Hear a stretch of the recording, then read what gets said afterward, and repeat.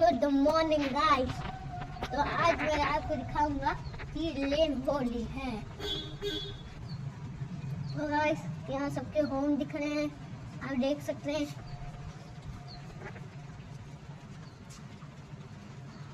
नीचे पानी डालते पौधों को। और ये मैं पढ़ाई के लिए मत स्कूल और मैं स्कूल जा रहा हूँ गाइस। और ये मेरी घर की लहरा है गाइस।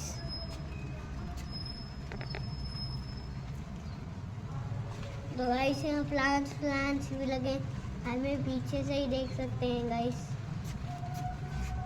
तो गाइस मैं बना रहा हूँ अपना ब्लॉग। तो गाइस यहाँ सबके होम दिख रहे हैं, आप देख सकते हैं।